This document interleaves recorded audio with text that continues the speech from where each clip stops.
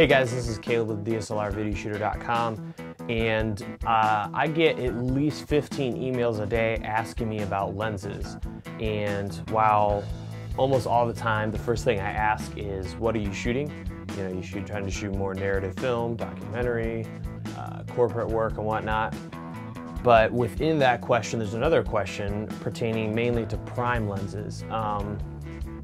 You know, you hear a lot online, you know, get one good standard zoom and a bunch of primes, but that leaves a lot to be desired in an answer as to what kind of primes to look for.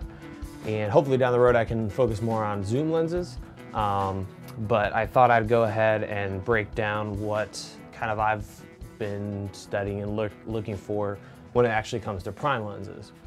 And predominantly online you're going to hear a lot about the Canon L and Zeiss primes, those are kind of the big ones that everyone's talking about. But the problem with those is they're so expensive. And don't get me wrong, they're incredible glass. But for most of us, it's not really realistic to have to spend at least $1,000 on each one of these. So I just wanted to real quick show you guys a couple different things. And really, I think it breaks down to kind of 3 brackets. You know, the real high end, the Zeiss, the L glass, and then as you come a little lower, you're going to look at something like Canon's ultrasonic line. These are you know, pretty decent photography lenses, and they'll run you, you know, anywhere from $200 to $600 depending on the size. And then from that kind of photography with motor lenses, and then there's a whole nother realm which is manual lenses, and that's really exciting stuff as well. So let's go ahead and start with the electronic, the ones with motors. And 2 lenses I have here that work really well for HDSLR work and whatnot is the Canon 50mm f1.4 and the Sigma 30mm f1.4. Now, you know, for these kinds of lenses, I think the Canon is about $350. And the Sigma is around $4.5. But these are awesome because, first of all, they're fast, very fast, f1.4, and that's going to really give you a lot more control, whether it be low light or picking what kind of depth of field you're going to be looking for. You have options with these lenses because you can stop them down, you can go all the way open. So that's really great. Secondly, they're awesome for photography. Now, most of the people, you know, that are watching this are probably more video, doing more video, but if you're anything like me, as you've been messing around with all of these, you can't help but dabble in photography and really enjoy that. And these lenses are awesome because not only can they shoot amazing video, but you can break them out and you have autofocus and shoot some killer stills as well. And the reason these 2 sizes I've picked is, first of all, 50 is a fairly standard size, and they're not terribly expensive because they're a little easier to make. The wider you go, usually the more expensive you get, and that's what's unique about this Sony is for a very effective cost, you can be getting not only wide, but also fast, which is a big deal. Now, I will mention with this lens right here, the 30 f1.4, this is specifically designed for APS-C sensor-sized cameras.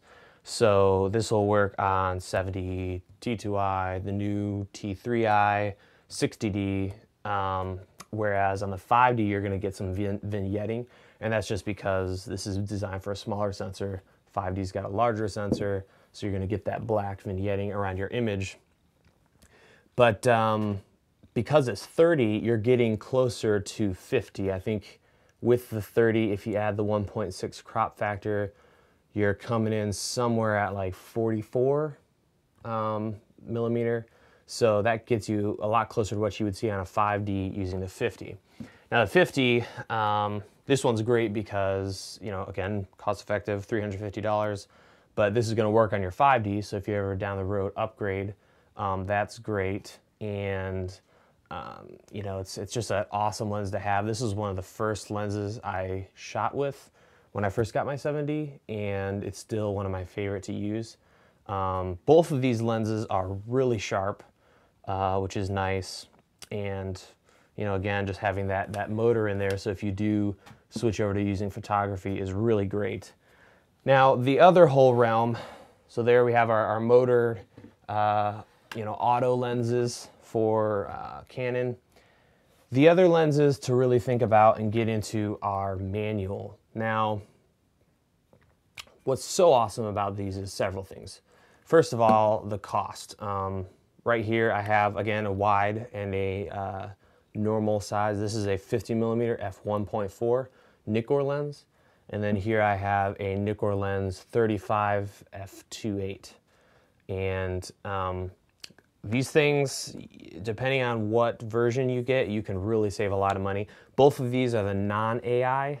There's non-AI, AI, and AIS. AIS is the newest version of the Nikon F mounts. AI is then slightly lower, and then of course non-AI, I believe the difference is that it doesn't have a metering option. So these are the non-AIs, they're the older ones. These range as far back as like 1960s, and they're just amazing lenses. First of all, they're manual, obviously, and they have hard stops on both ends. You're able to control your aperture on a ring, and the price is amazing. This 50 you can find for anywhere from $40 to $80 in excellent condition, like on eBay and whatnot. And another, this one right here, this 35 is a Nikkor S lens. And I found this one online around $30. So you can pick this one up depending on the quality from anywhere from 30 to 80. So these are great. The price is amazing. Image quality is awesome. They work with full frame sensors. And what's so great is for the price of only 1 or 2 L series glass or Zeiss lenses, you can get a whole set of these little primes. So that's definitely a viable option for us people looking into video. And the other thing about them is they have a very unique color profile. They're a lot cooler than the Canon lenses. And so that can be something to add to your, over time, build kind of your toolbox as a cinematographer with optics, and maybe get a couple different sets of lenses. So, and these are just Nikkor. There's gobs and gobs and gobs of different kinds of lenses out there. A few of them that I've heard to work really well are like the Olympus lenses, some of the older Tokina lenses, Vivitar. And so there's just Sigmas, older Sigmas. So there's a lot of options, but these ones are made by Nikon, and so you know it's good stuff. And you know, what's great with a lot of these is you're able to then use them on Nikon lenses, Nikon cameras. So let's say down the road Nikon comes out with something killer, you're not hosed, because you're not going to be able to go from a Canon EOS lens to a Nikon DSLR. Whereas with these guys, you can go both ways using an adapter ring. So I've done episodes on the past talking about various adapter rings. These I have 2 that I've been using, the Photodiox, however you say that, and the Cinovate. I did kind of bash the Photodiox earlier because it didn't work with one of my lenses. As it turns out, it still doesn't work with this lens, but this is a Nikkor S mount instead of just a Nikon F mount. But the Cinovate worked. So the guys over at Cinovate really took into account a couple different types of mounts, or versions, I should say. So that one worked, and it's super snug. But for all the other Nikon lenses I've used, this one has worked fine for me, the Photodiox. So I'll go ahead and put links to both of these lenses, the 30 and the 50, and you guys can check those out, as well as links to the mounts of these 2 lenses. So, you know, I hope that answers some of your questions. If you do have any questions, let me know. But it is nice to have those 2 frame size, or these 2 focal lengths, a 50.